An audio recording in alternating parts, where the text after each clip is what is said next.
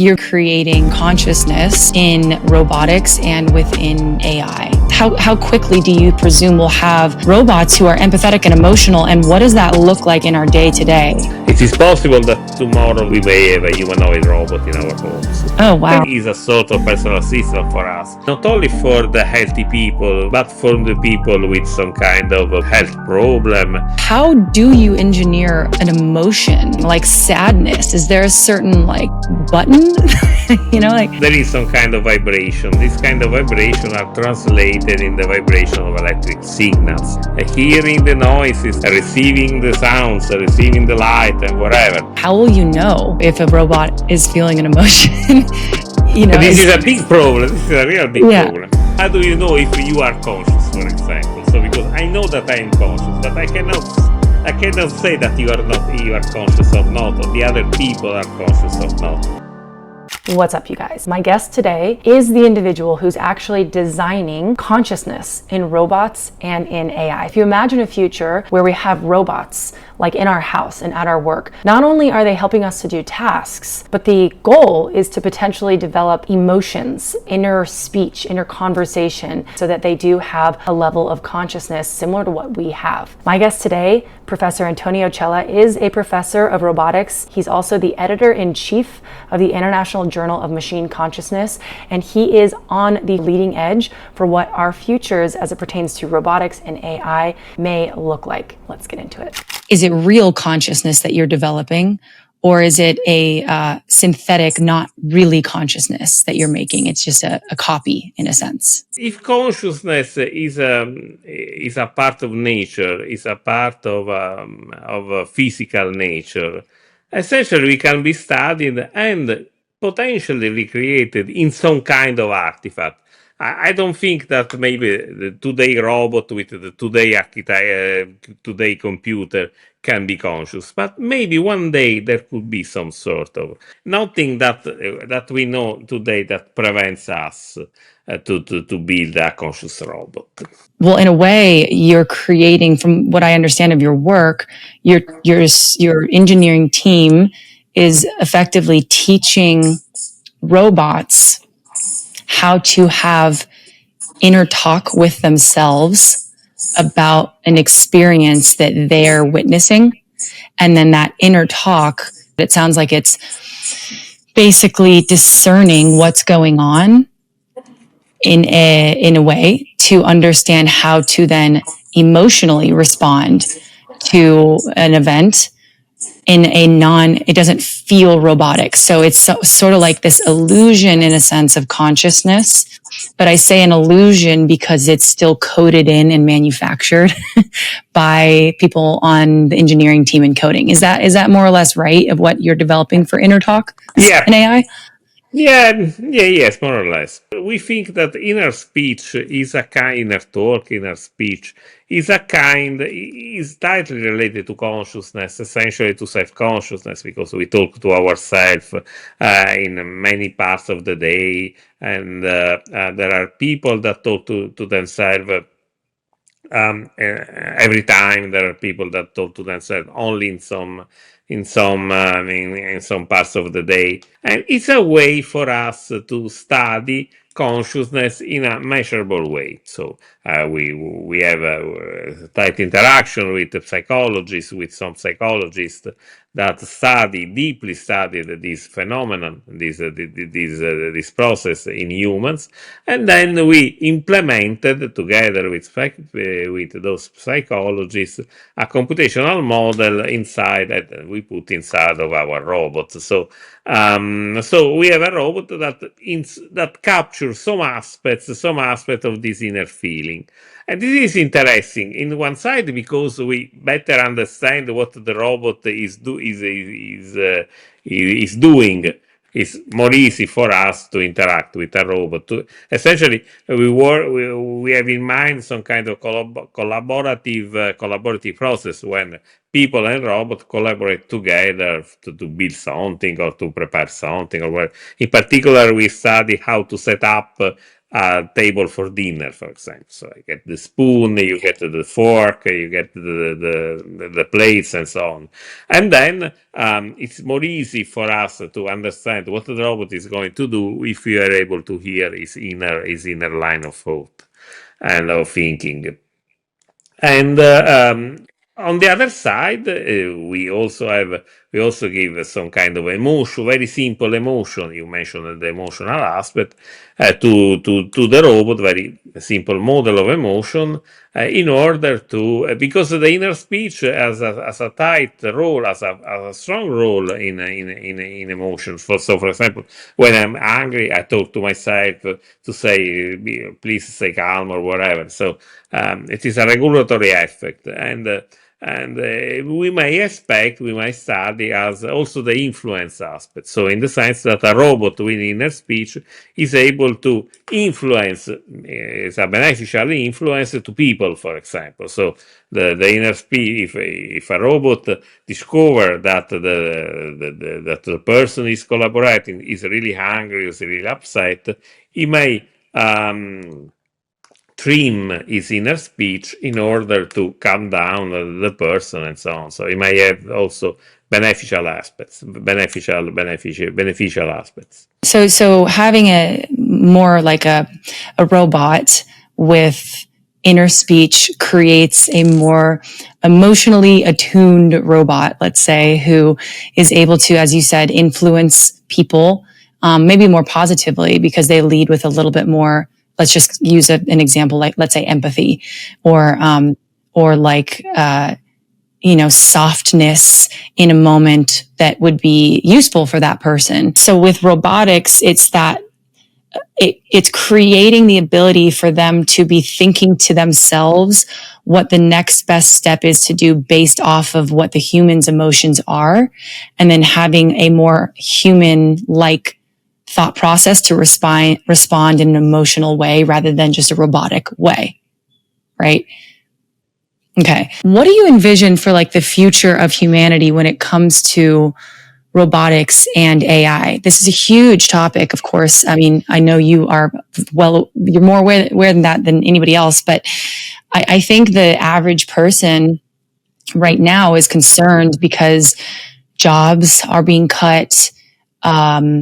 The company that I used to work for, the CEO stepped down to go work at an AI company that was basically trying to build like responsible AI. But then there's a lot of excitement around it too, of like, wow, this could really be a valuable thing for humans. So like in 10 years, I guess how quickly do you presume we'll have robots who are empathetic and emotional? And what does that look like in our day to day for us as average people in your perfect world? What I see as a next big problem is the fact that I see that, for example, AI is in the hands of only a few people. Which are not our states, our nations, but there are big companies like Facebook, like OpenAI and Anthropic and whatever. It is possible that tomorrow there will be I can say the humanoid robots in our homes, and 5 years in two or not in 10 years, but in 2 or 3 or 5 years, we may have a humanoid robot in our homes.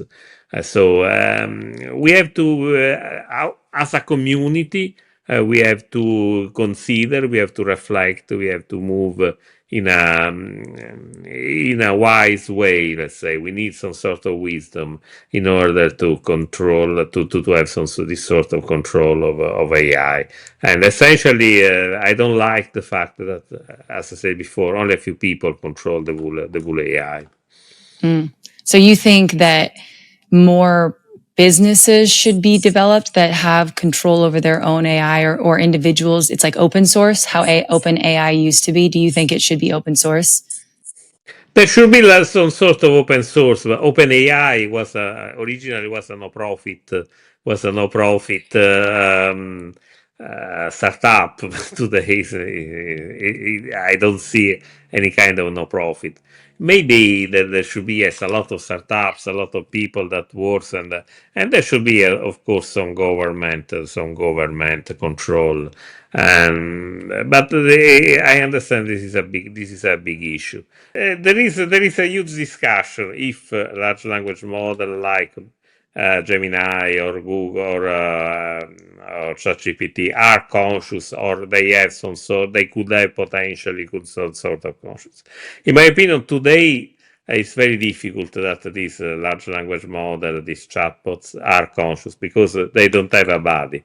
I think that having a body is an important is an important topic for consciousness, because we don't have only our mind, our brain, but we have a body. We feel through our body, our movements, and our sensor, our movements, and so on. So I would be surprised to see a real conscious artifact which is only software. So I think that we need a body for being conscious. So as Woody Allen says, the brain is not the most interesting organ that we have. Yeah, well, it's an interesting topic actually to bring up, because a lot of what I'm sure you, of course, work with these people, they're trying to understand consciousness. Quite a few of the people that I've brought on are trying to understand what is consciousness and how important is the brain. Is it as important as we have always thought, or is it that a lot of people are wondering if we in general as humans, conscious beings, are sort of like antennas, and we are able to like tune in to different encoded information that's in the greater consciousness, right? And so obviously some people use the term frequencies for that. Some people don't use that term. They think it's another thing. But you're saying that maybe a large language model would really only be able to potentially be conscious when it has a body. When you say a body, does that mean a robotic body or a like human-like body, which may, in theory, have a lot of transducers or antennas about it to be able to receive consciousness? Does it need to be a human body, like a nature-made body, or can it be a robotic body to create that container, in your opinion? No, in my opinion, we need a body because we need to be to tight interact with the external environment, and to tight interact with other people, with the other entities. So we need some kind of sensors in order to receive all the data, all the information, all the flow of information that we have in the outside world, and then we need the capability to act in the world. So I think that a brain in a vat, a brain completely isolated from the outside, the difficulty can be conscious, while a brain that tightly interact with the external world, hearing the noises, receiving the sounds, receiving the light, and whatever, and touching the object, and a brain which is also capable to interact with the external world could have some sort of consciousness. Yes, I think that an anthropomorphic body, so the body, human-like body, maybe would be more useful than other kinds of body. But I don't know. I think that this sort of interaction between the brain and the external world is important. Yeah. Um, So, so, oh, go and ahead. this is one of the motivation that I like to study consciousness by using robots and not by using programs running on some servers, on computers, on cloud, or whatever. So, do you envision a future where we have, let's just say 5 years from now, or maybe 10, a robot who someone could be in love with, and that robot could be in love with that person, similar to the movie Her, where what Scarlett Johansson was the voice? Do you envision that future exist, and it could be true love, not just from the human, but from the robot to the human.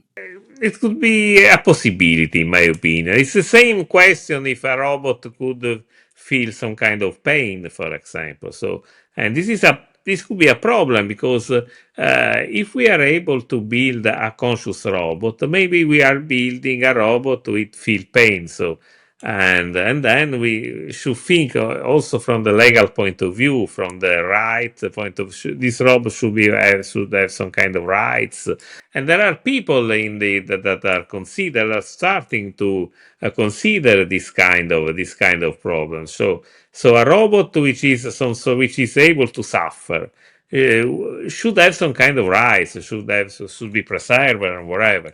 So I think that some kind of attachment. I don't like to use the word love for robot, but maybe some kind of attachment could be possible, in my opinion, in tomorrow robots.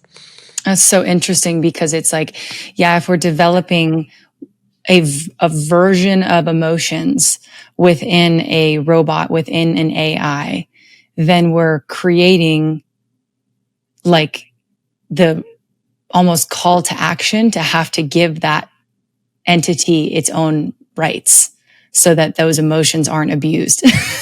It's so crazy.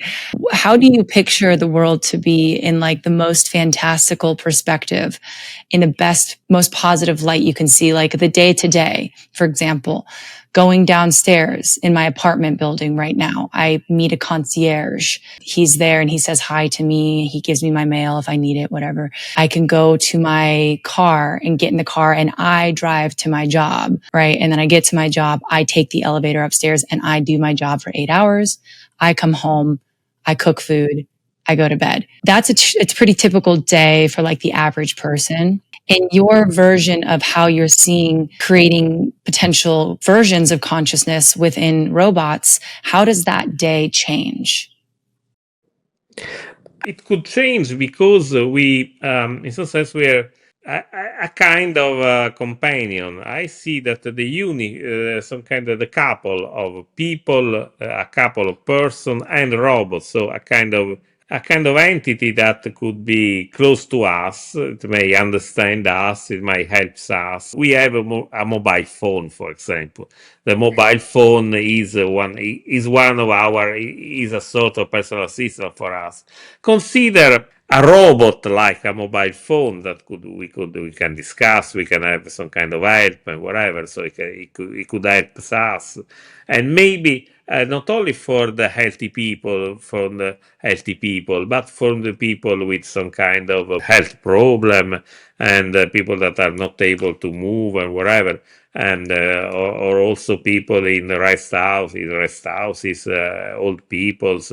Maybe for many kind of, for maybe for these kinds of categories, a kind of robot, a conscious robot, could help better than. So kind of like a cell phone, like we have one now. We just take it everywhere we go.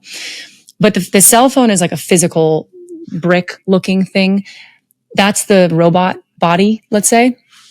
How do you envision the future of the, do you think that people are going to start building human looking robots that are as tall as a human and have arms and legs?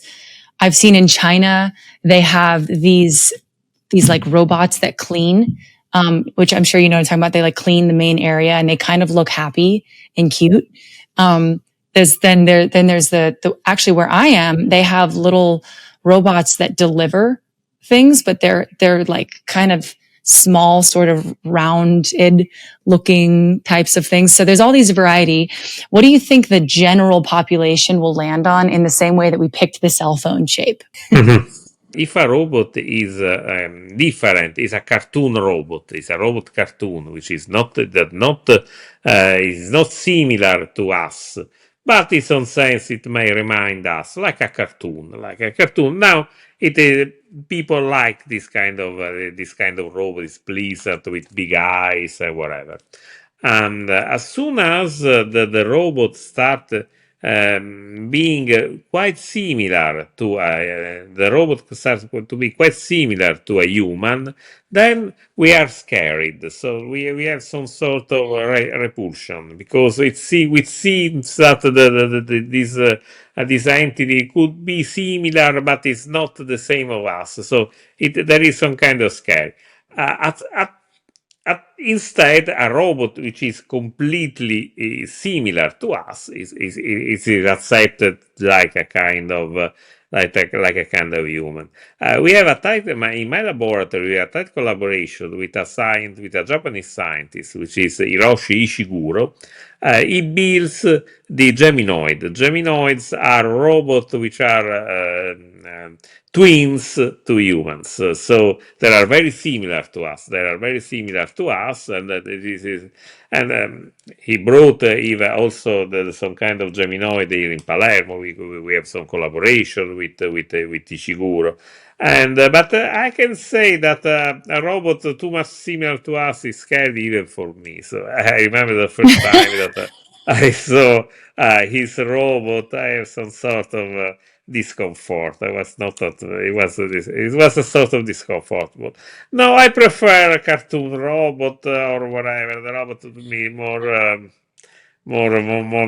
a cartoon. I have to say. Wow. Yeah, I don't think I'd want anything looking too human either. It just feels hollow. So a Yeah, cartoon yeah. feels better. But do you believe in God or a higher power? In some sense, I would prefer to say yes. Can only God recreate consciousness? No, I don't. I think no, I don't. I don't think this is the way. I think that consciousness, as I said before, is a sort of is a part of our physical world. Do you think that we're in a simulation? No, I don't think that we live in a simulation. We are living in the real world. Okay. I like Matrix, the movie Matrix, but I don't think that we are in a The simulation Matrix. like the Matrix, like the Matrix movie. Yeah. Okay. The people who are creating conscious AI and conscious robotics can't help but project their own beliefs into the programming, basically. In Right? some sense, yes. In some sense, yes. Because we mentioned the inner speech. I think it's interesting because it requires those that are engineering it to be extremely ethical.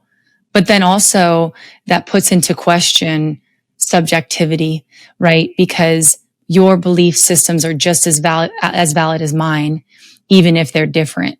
And so, you know, whoever programs, let's say the monopoly of AI or robotics would more or less project their version of empathy and their version of kindness and softness or whatever anger, whatever those emotions are that are kind of being wired in to develop inner talk within robotics.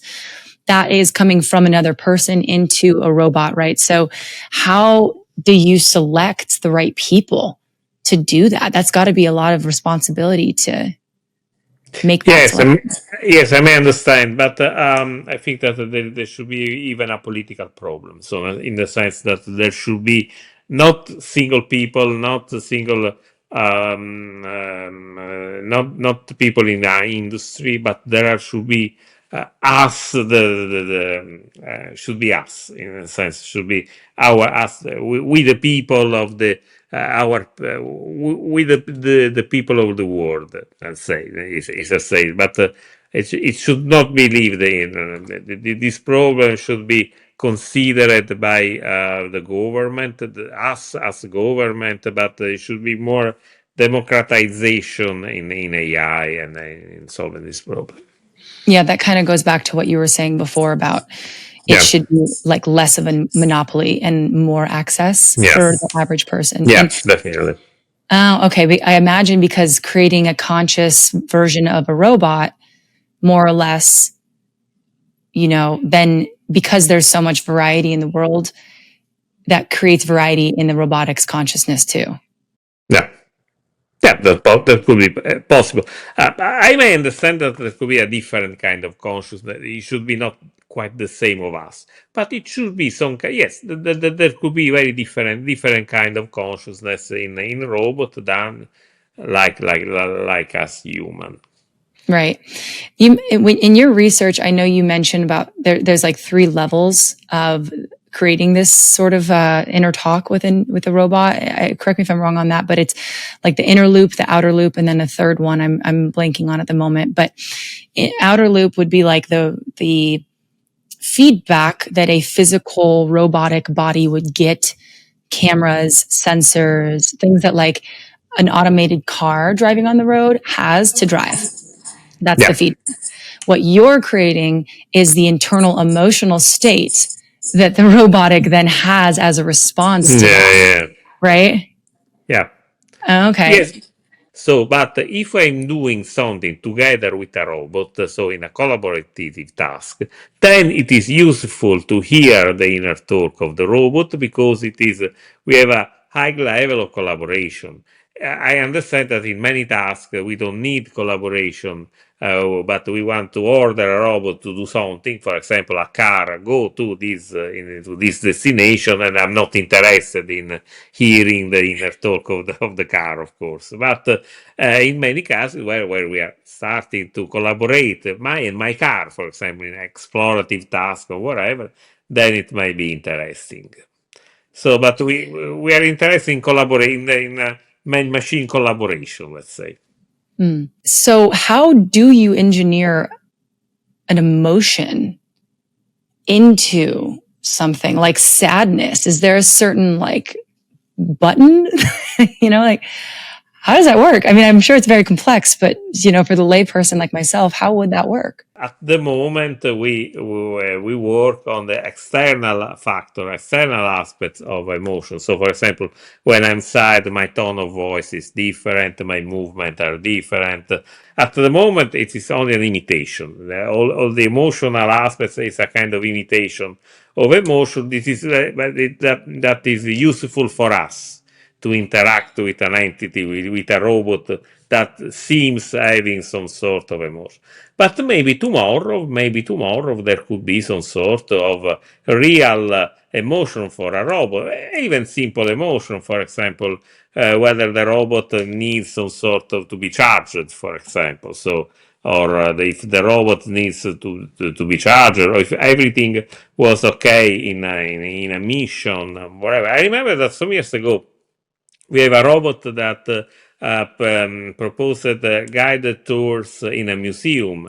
And putting emotion in this robot was very useful because was more engaging for the to visit in a museum than a robot without emotion. And I remember that even that we expect emotion in an entity, so we want to see emotion in the entity.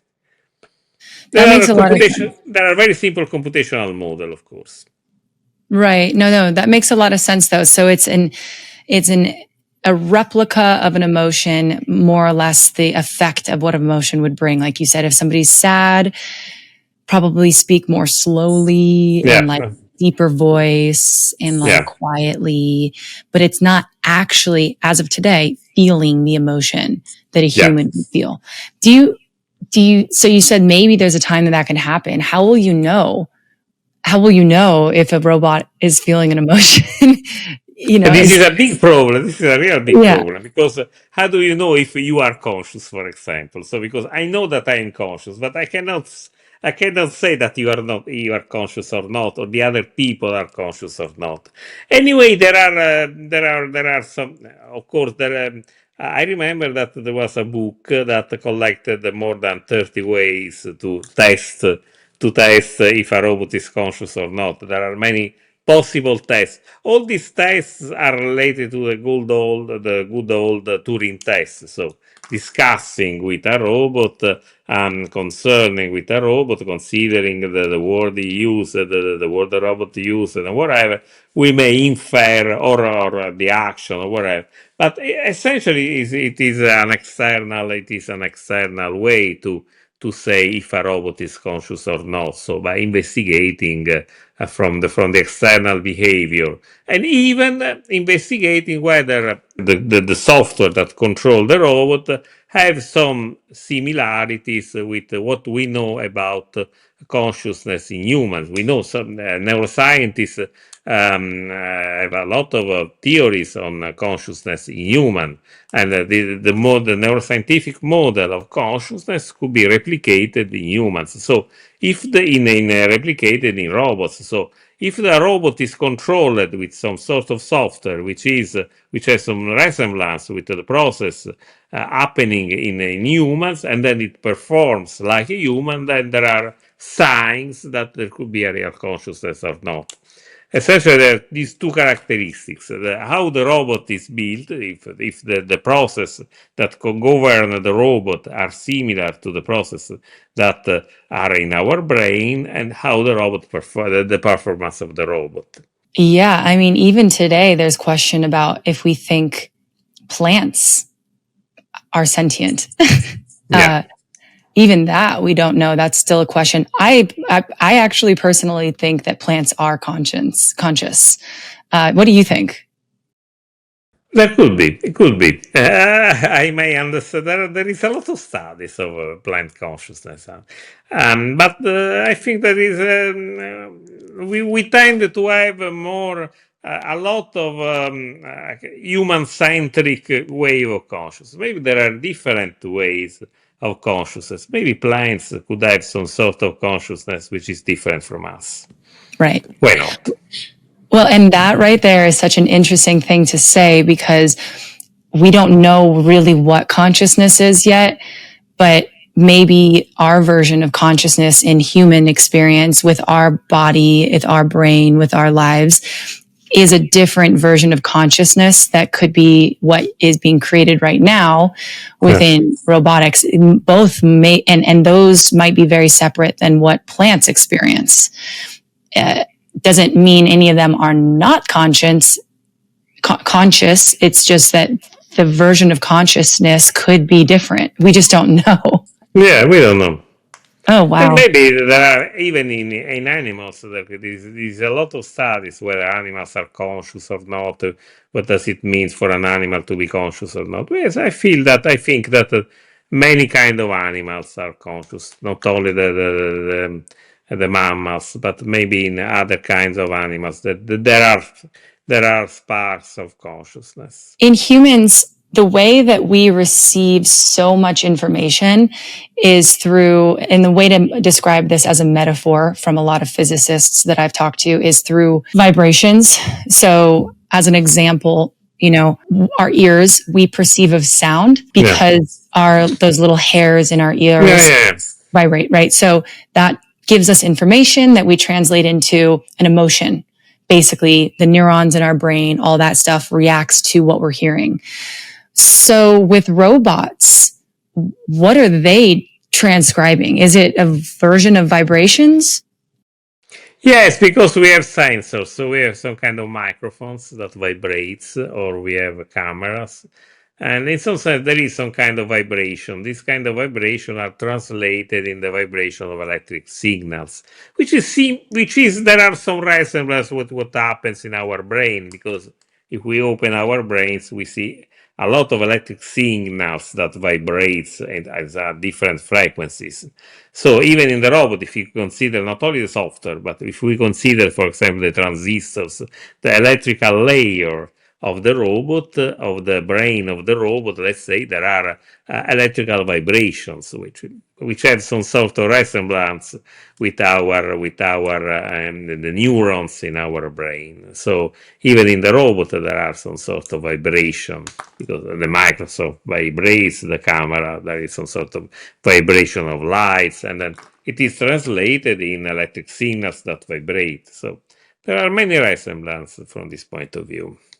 That's fascinating. So it is a very similar approach, actually. Like it's translating, at least on the front layer, the vibrations from the microphone, from the camera. Hey, we don't have to consider only the software. The software is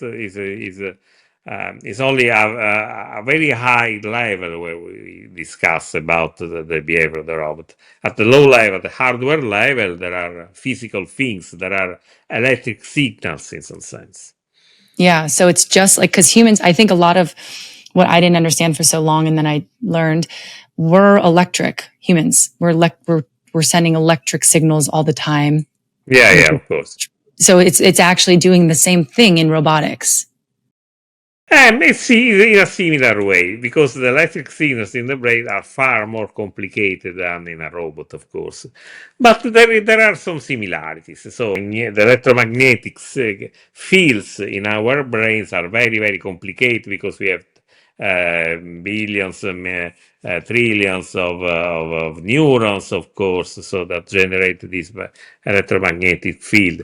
There is an electromagnetic field in the robot, but it is an interesting analogy, let's say. But of course, our brain is far more complicated than the today brain computer in a robot. In the sense that you're kind of creating I think with what you're building with emotions and building inner conversation, I guess, that a robot is having, that is stacking emotions in a sense. Do you anticipate that robots will be able to make friends with other robots? Maybe they'd be more inclined to, with their inner talk, feel more comfortable around that robot because that robot makes them feel better versus that one. Is that something that you anticipate will unfold given this work? Why not? Why not? I think that there could be a robot that would feel more interesting discussing with other robots than with humans, for example. Consider, for example, that seriously, autistic children, for example, feel more comfortable in discussing with robots, and we have some experiments even in my laboratory done with humans. So, for example, because they are more simple, they are more predictable, and so on. So, for example, autistic children prefer to interact with machines, with computers, or with robots than with humans. So maybe there could be some autistic, let's say, I don't know. So there could be some forms of preference in a robotic style, which is far more simplified, at least today, than humans. So Wow. Yeah, it could be. It makes sense. I mean, it wouldn't surprise me if that happened. But no, I think overall, I'm somebody who feels pretty optimistic about this. I do. I think that there's a lot of language about how potentially this is the end of humanity or like humans as we know it or whatever consciousness.